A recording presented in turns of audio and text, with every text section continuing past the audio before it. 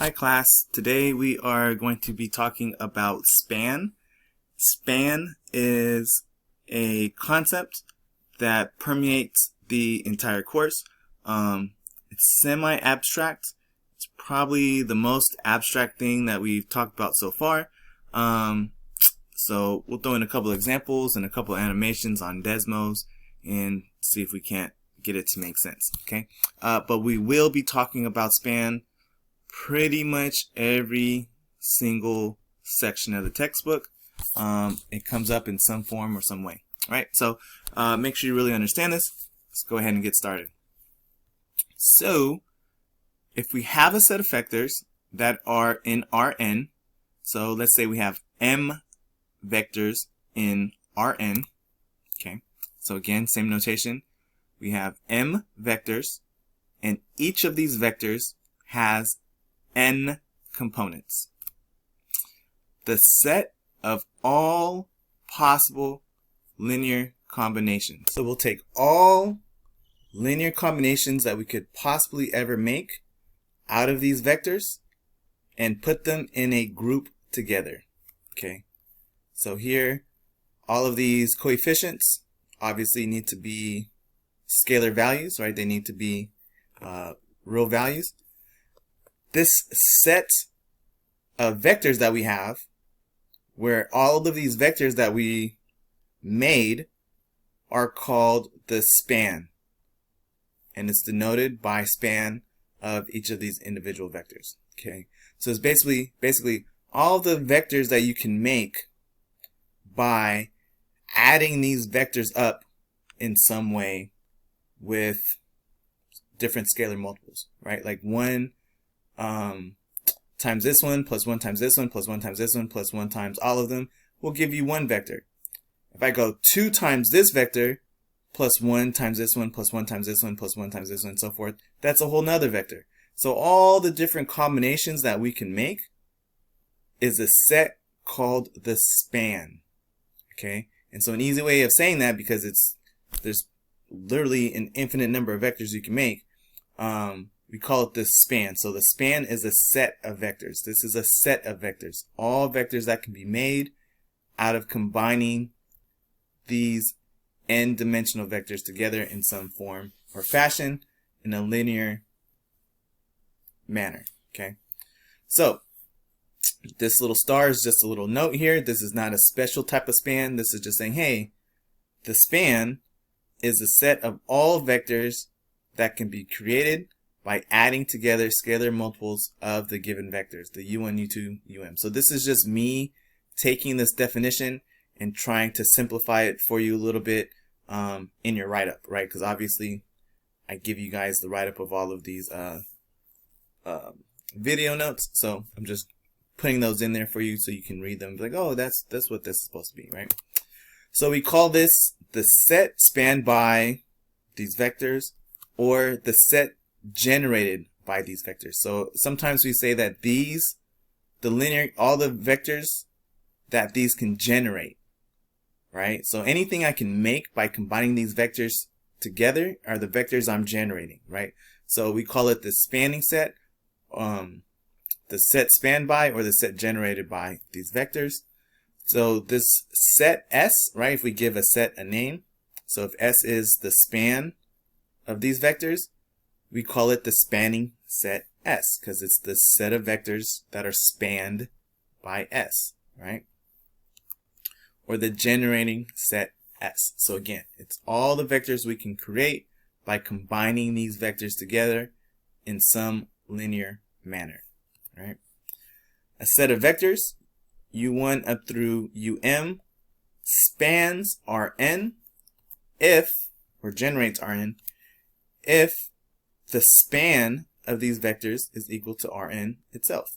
Okay, so if I can create all of Rn from these vectors, I just say that Rn and this set that I have, this spanning set, it's the same thing, right? So if my set spans Rn, then they are equivalent.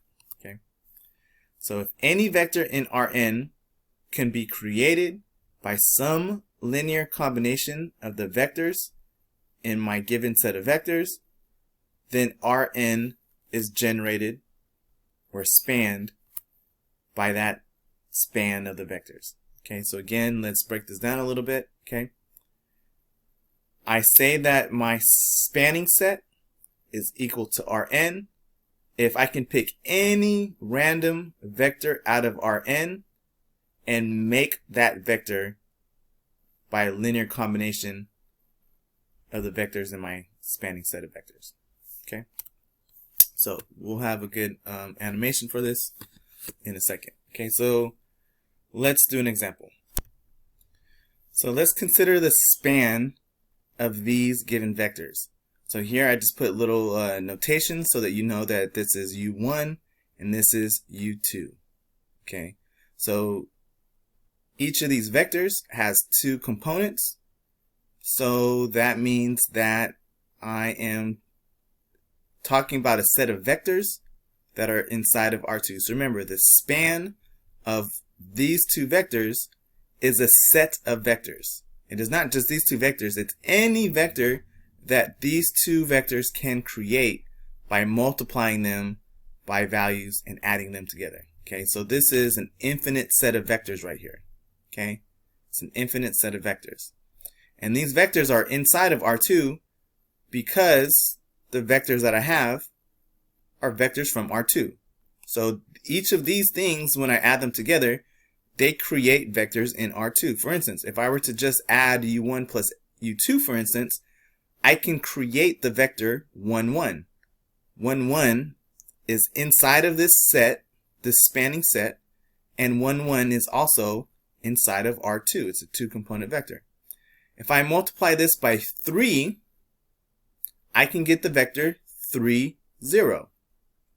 Okay, which is along the x-axis, 3 units along the x-axis. So I can create a single vector also from just any one of these, right? So in that case, I'm multiplying this times 3 and this times 0 and adding them together, which gets me the vector 3, 0, which is also inside of R2. So that's another vector inside of this span.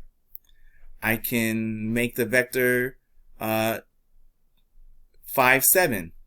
If I multiply this by 5 and this by 7 and add them together, I will get 5 on the x direction and 7 in the y direction, and I'll have the vector 5, 7, which is a two-component vector, which is inside of R2. Okay, so in fact, any point on my graph, let's call it C1, C2, which is inside of R2, can be reached by some linear combination of the vectors U1 and U2. How can I do this? Okay, let's say I pick an arbitrary point. So again, let's imagine that these numbers aren't here at all, that this is just some point in my 2 space. If I want to get to this point C1 and C2, all I have to do is multiply this by C1 and this by C2, add it together, and I'll get it, right? So C1 times my first vector plus C2 times my second vector will look like this as a linear combination of my spanning set of vectors. Okay, and when I add them together, I will get C1, C2, which is this vector I was interested in. Okay, so since I can create any vector in R2 by using a combination of these vectors together, the span of these two vectors is equal to the entire space of R2. I can find any space in R2 by doing this thing. Okay, so let's look at that in Desmos. Abracadabra. Okay, so for instance, if I want to find this vector, okay, I can create this as a linear combination, C1, C2, by looking at my first vector and multiplying it times C1. Okay, because remember 1, 0 means that I'm over 1 and up none, right? So that's really just this axis. Okay, we actually call it a unit vector. We'll talk about that later, but it's a unit vector, right? It basically generates all of the x-axis. And the second vector generates the y-axis. And since all points are x and y, I can add these together in a linear combination to find any point in R2. And since I can find any space in R2 by taking 1, 0 and multiplying it either positively or negatively, and then taking 1, 0, 1 and stretching it out either in the positive or the negative direction, and then adding those two together to find a space in here, right, anywhere in R2, those two vectors generate all of R2, okay? Because think about when you're taught about how to graph a point. How do you talk about graphing a point? If I want to find 10, 13, I go over 10 and up 13. Well, what is 10? 10 is 1 times 10. So I'm multiplying that vector by a scalar, and then I'm taking my other vector and I'm multiplying it by a scalar, and then I'm adding them together, right? Tip to tail in order to find my new point. And then I can connect those with the line, and that's my vector. Okay, so all points in space is just some linear combination of some set of vectors. So I used 1, 0, 0, 1 because those are the ones that are most common. Most people are used to them. If you've ever seen vectors before, if you're taking Calc 3, we talk about the unit vectors all the time. So what we want to talk about is what happens when it's not the unit vectors. What happens if my two vectors are something like 5, 8 and -1, 7, right? Can those two vectors together create any vector in R2, or is it limited to only certain vectors? Okay, so can I generate all of R2 with those two vectors, or can I only generate a certain set of vectors from those? Okay, and that's what we're interested in this class. Okay, so again, I'm taking my unit vectors. This can generate any line on the x-axis. This is x is 0, y is 1. Okay, that's here. That can generate, by multiplying it by a scalar, any line on the y-axis. So this is actually how we form our x and y axes. 1, 0, and 0, 1. So if I multiply those out and then add that to another multiple, I can get to my point. Okay, very important that you remember that. That's what we're talking about when we're talking about span. All vectors that could be created by the linear combinations of the vectors in my spanning set. Okay, the span of these is all of these linear combinations. Okay, so let's do another example. Okay, if we want to determine if a vector, which we can call v, to determine if a vector v is inside of the span of vectors, right? So let's say I have a set of given vectors and I want to know, what about this vector? Can I create this vector out of the vectors I already have? So what we have to do is we have to check to see whether or not v is a linear combination of our vectors. Because what does it mean to be inside of the span? To be a vector in my span of vectors means I need to be able to add these vectors together in some way to create this vector. So that's what I got to check. Is this a linear combination of the given vectors from my spanning set or not? Okay. So let's do an example. Is -2, 3 inside the span of -1, 2 and 0, 3? Can I add these together in some way to find this? Okay. Now you might be saying, hey, well, what if you just take this vector, because this has to be -2 and there's none here, right? Let's multiply this by 2 and add them together. Well, that's not going to work, because then I'll get -2. I'll get 4 and 3. I need a 7. Okay. So then what if you say, well, let's multiply this by 2 and then subtract them? Well, then I'll get -2. This will be a 4 and that will be a 1, right? So right off the bat, just looking at it, I might be able to, but we have to actually compute this and see. Okay. So, and if you notice, I didn't talk about multiplying this by anything at all. I only multiplied one vector, right? So what about this one? Can I multiply this by something to get this to work out? So let's go for this. Okay, so this is what I need. This is the setup. Now, when I'm talking about two vectors in R2, trying to span a vector, make a vector, that's fine. I'm sure you could probably guess what I need to do in order to do that just by looking at it. It gets more complicated when I have 3 vectors in R3. Or let's say I have 4 vectors and each of those 4 vectors has 5 components. Now trying to find whether or not a vector is in there in that spanning set or not is a little bit more difficult. So we're going to use this easy example to see how this works so we can set up any example. Okay. So the first thing I need to do is I need to set it up. In order for this to be in the span of these, it means that there's a linear combination of my spanning vectors that gives me out this vector. So can I multiply this by something and add it to this vector being multiplied by a scalar multiple and get this vector out? That's the question. So in order to solve this, again, I said this in the last video, but notice all we did was make a system of equations. Okay, it's just not in that form yet.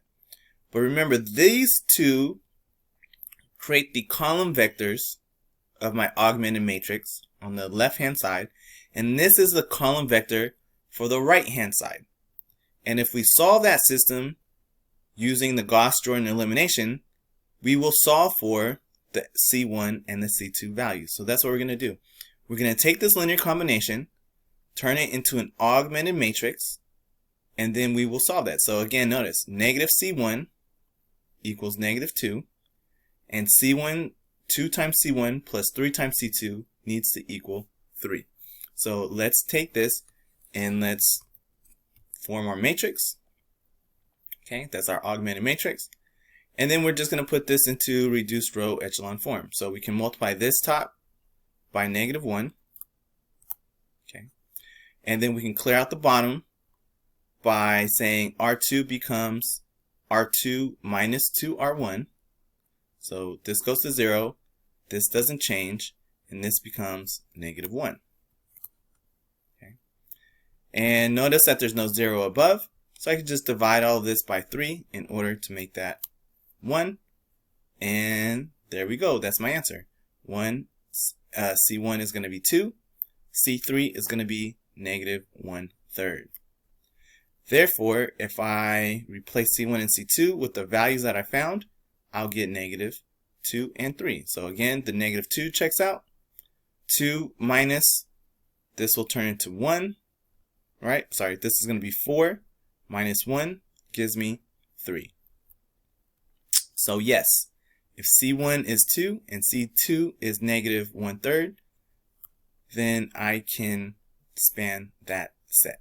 Okay, so let's look at this geometrically. Abracadabra. Okay, back in the world of Desmos. So we want to see, okay, so we're going off the last example. We wanted to see if we can create the vector negative 2, 3 by combining the vectors negative 1, 2 and 0, 3 as a linear combination. Okay, so this is what we're going to do. Okay, I'm going to take my first vector here and I'm going to multiply it by a scalar.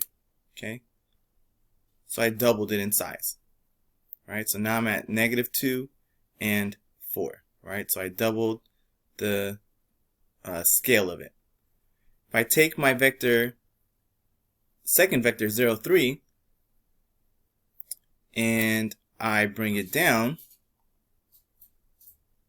to a third of what it was, which will get me to negative 1, right? From 3 divided by negative 1/3 will give me a negative 1. I can then move that vector by adding it to the other, and if you notice its terminal position is where the vector negative 2, 3 is at. Okay, so I went, I did one vector, I multiplied by a scalar, and then I went tip to tail, and the end of that with the initial point of the first vector gives you the addition of the vectors. Okay, so again, if we want to do this one more time, oops, sorry guys.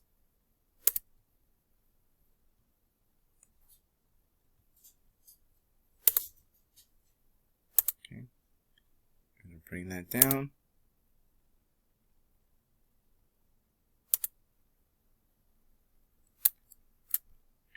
Let's reverse all of these. Okay. So this is the vector I was trying to make. So let's take that one out, and we will keep our two vectors, right? So my linear combination of vectors is -1, 2 and 0, 3. I will multiply this verse vector times a scalar of 2. I will multiply this scalar times a scalar of -1/3.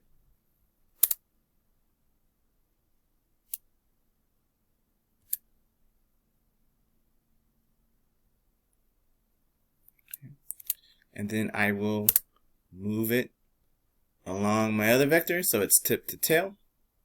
And if I draw my new vector, that triangle, I have my vector -2, 3. So -2, 3 is in the span of the other vectors because I can add them together by stretching them or shrinking them in some way to get to -2, 3. My goal was to get here, and so I manipulated my way to where I wanted to be. Okay.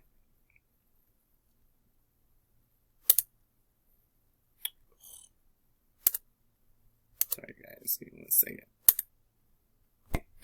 So, right, I took my first vector, multiplied it by 2, the second vector times -3, and that got me to where I want it to be. So that's what span is.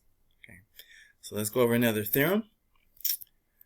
If I have a set of vectors, m vectors that each have n components, and I have a vector that's inside of the span of these vectors. So what does that mean? It means u can be generated by a linear combination of these. Okay, so u is inside of this span, means I can make u out of a combination of these, just like here.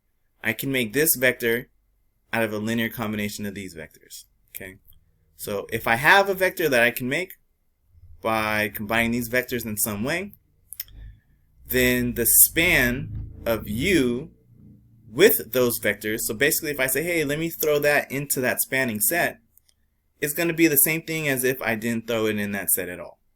Okay, it's still going to generate the same space. Okay, so this might be a little abstract, so what does that mean? Think about it like this. Okay, this means that a vector generated by a spanning set of vectors, if a vector generated by a spanning set of vectors is added to that spanning set, that set generates the same space. So I just said that. So no new vectors can be created if you add a vector to your set, if that vector can already be created by the existing vectors in that set. So here's a very off-brand example that does not have to have anything to do with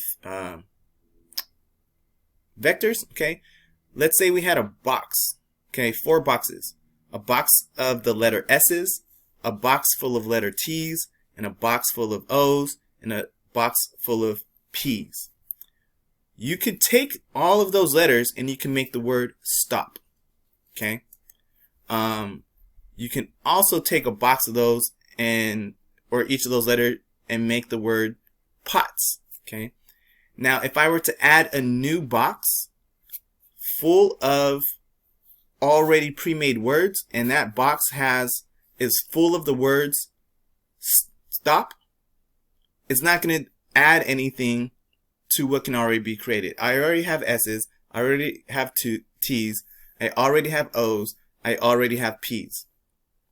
So adding a box full of pre-made letters that say stop, they're not going to allow me to now create new letters or new words, because I can already create all of the words already because I have S's, T's, O's, and P's. That's basically what we're talking about, but with vectors. I can already make a bunch of vectors out of these set of vectors.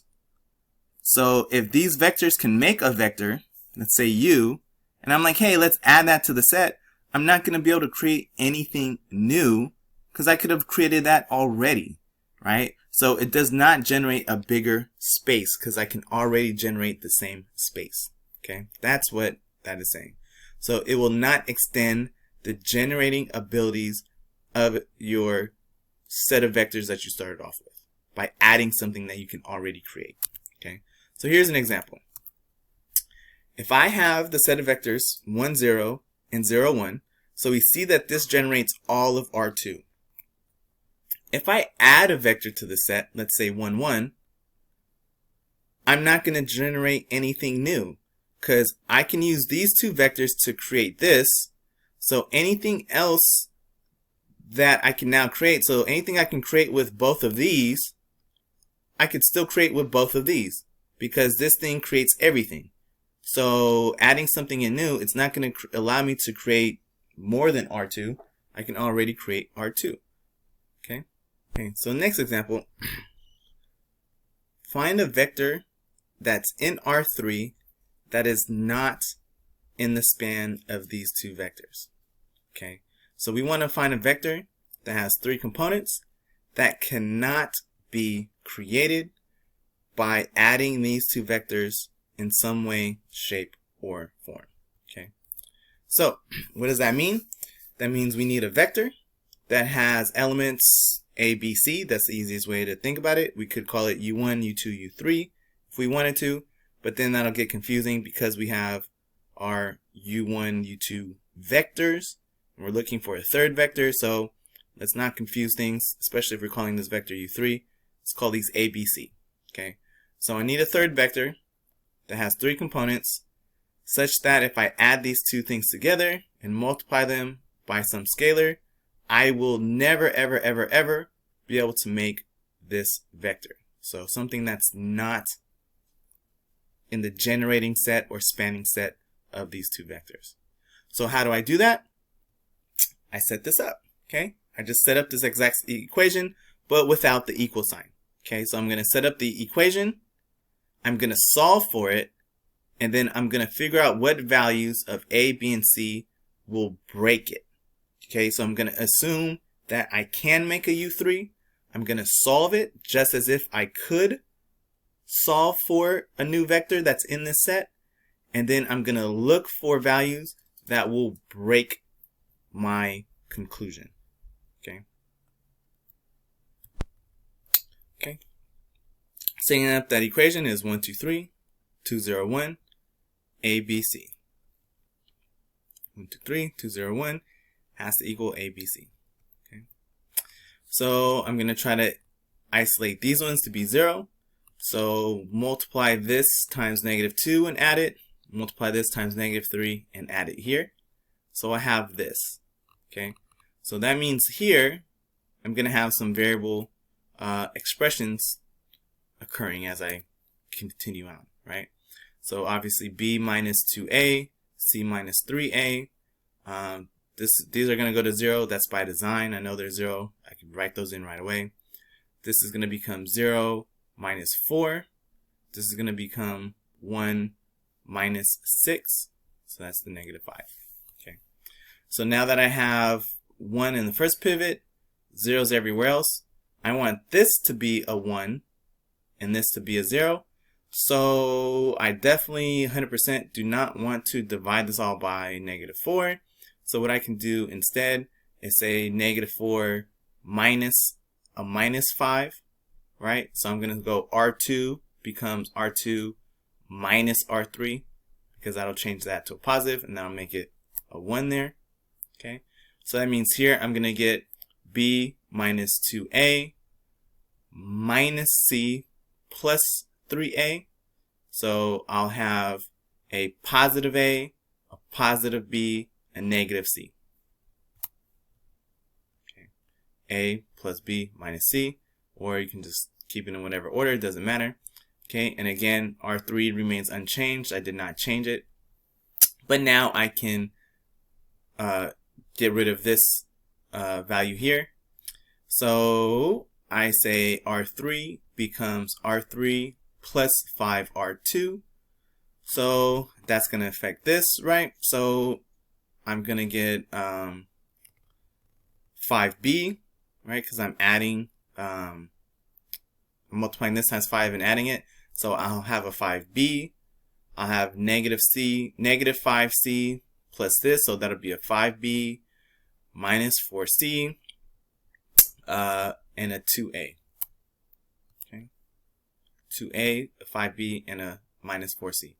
Now I'm done. I'm in echelon form. I actually don't have to go up anymore. I don't think I do, right? Because now all I have to do is try to break this. Okay, this is equal to 0. If I can make this not 0, then that's it. Okay, now you might be saying, well, can I plug some stuff in here and make this not 1? That's not always going to work. Okay, in fact, I tried it. When I did this, I was like, oh, let me plug in some values and make this not 1. It still worked to create vectors that were in the space. So I want to break the things that are equal to 0. If this is not 0, that's going to work all the time. So focus on the 0 portions, right?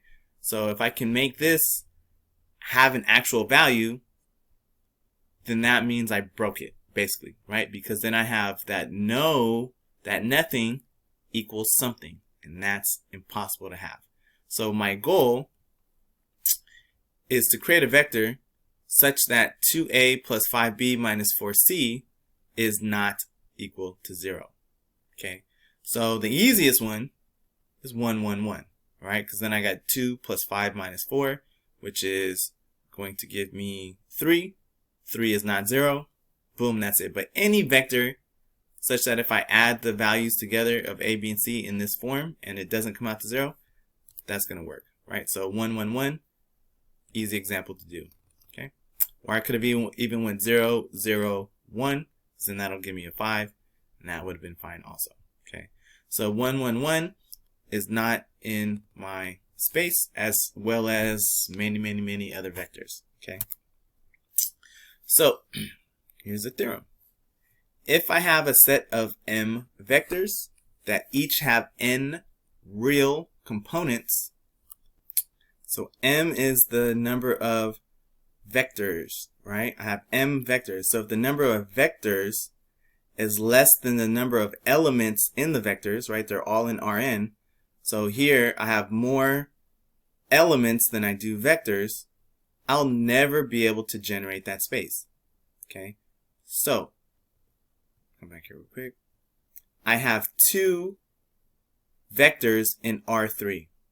I don't have enough vectors to generate all of R3.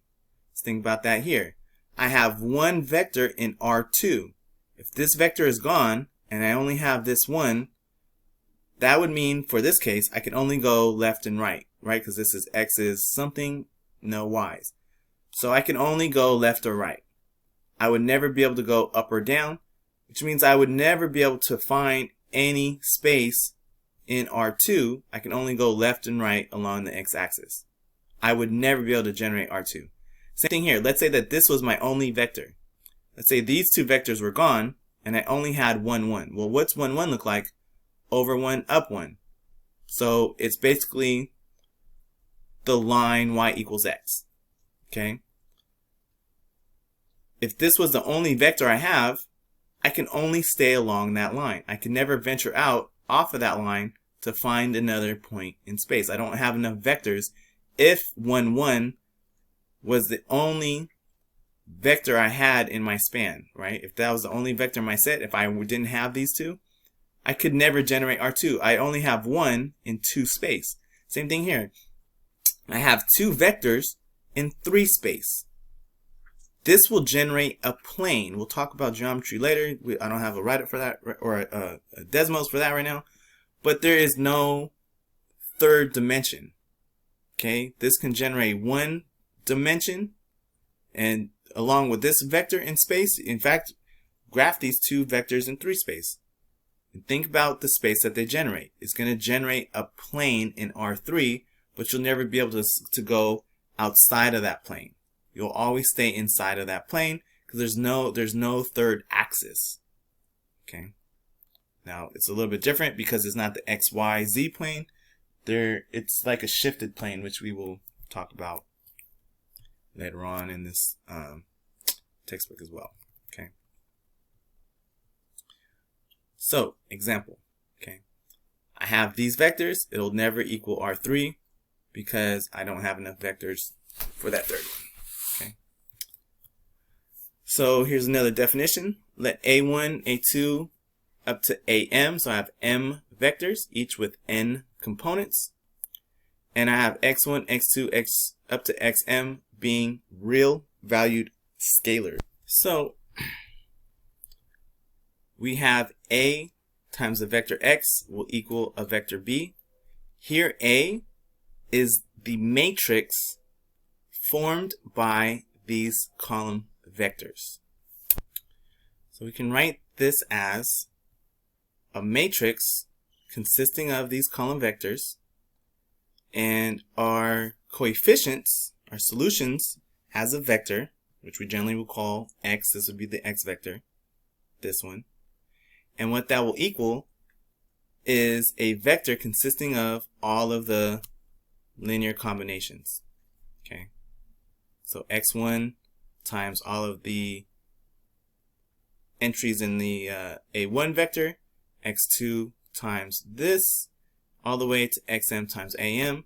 And obviously when you add those together, you're going to get a bunch of entries as a single vector, that B vector, that right hand side. Okay, so let's look at this as an example, because this may be semi-abstract as well. So consider this system of equations.